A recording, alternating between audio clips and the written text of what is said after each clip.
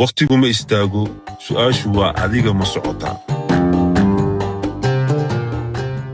mise waad istaagsan tahay. Gudahaaga waxaa ku jira awood aad ku beddeli karto noloshaada. Keliya waa inaad rumaysan tahay naftaada.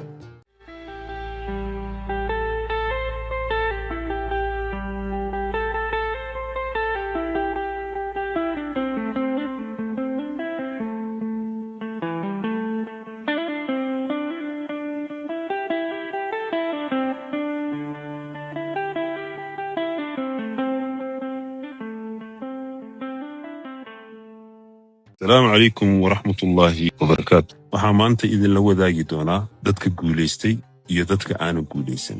haddii aad rabto inaad noqotid qof guulaysta, maanta waa maalintaada. maanta waa maalin cusub, laakiin su'aashu waa ma adigaa isbeddelaya mise weli waxaa ku jirtaa halkii aad shalay joogtay. dad badan waxay sugayaan fursad, laakiin dadka guulaysta iyaga ayaa fursadda sameeya.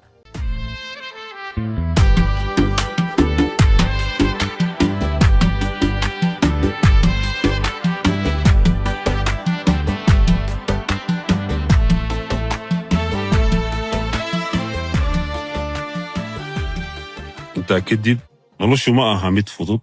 waxaa laga yaabaa inaad dhaqaale la'aan la tacaalayso oo dadka inta badan ay kaa tageen, laakiin weli fursad ayaa haysataa oo wax kaa taga ma jiraan. riyo aa muddo raadinaysay oo aan weli rumoobin. maanta waa maalintii riyadaada ay rumoobi lahayd. laakiin hal run ayaa jirta: dhibkaaga ma ahan dhammaadka noloshaada, waa bilowga xooggaaga.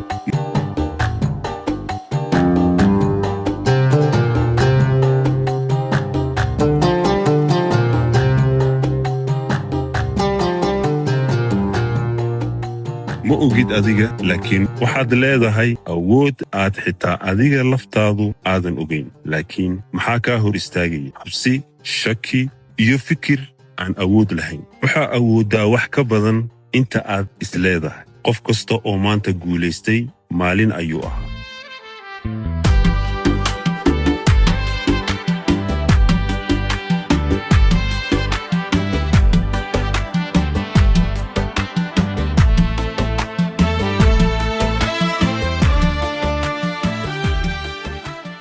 laakiin qof shaki qaba ma guulaysan karo. waa muhiim in aad shakiga iska saarto. haddii aad rabto inaad noloshaada beddesho, waa inaad go'aan qaadataa. go'aankaasna adiga ayuu kaa fulaa. ma aha biri, ma aha toddobaad kadib, waa hadda. hal tallaabo qaad, xitaa haddii ay aad u yar tahay.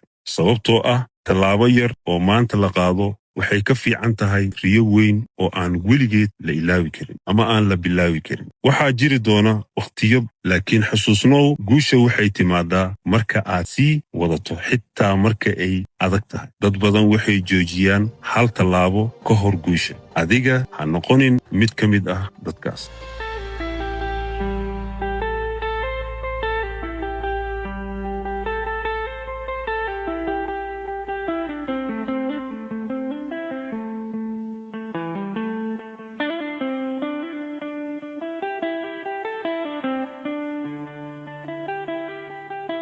maanta waa bilowgaaga. haddii aad rumaysato naftaada, haddii aad tallaabo qaado, haddii aadan isdhiibin, noloshaada way isbeddeli doontaa. adiga ayaa go'aaminaya inaad guulaysato ama aad istaagto. fadhiga ka kac. qof walba wuxuu rabaa guul, laakiin qof walba diyaar uma aha inuu maro jidka adag ee guusha lagu gaaro. haddii aad rabto nolol cusub, waa inaad noqotaa qof cusub oo aanay ahayn qofkii hore. ha isdhiibin. markaad dareento inaad joojin rabto, xasuusnow sababta aad u bilowday arrinkan. haddii aad rabto guul, waa inaad beddeshaa fikirkaaga hadda.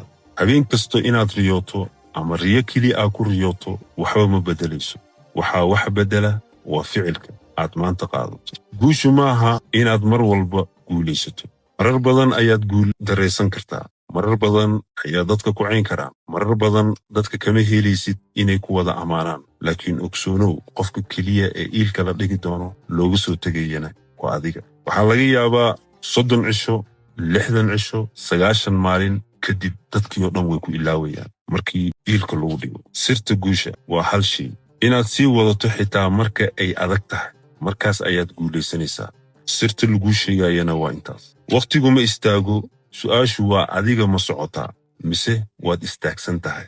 Gudahaaga waxaa ku jira awood aad ku beddeli karto noloshaada. Keliya waa inaad rumaysan tahay naftaada.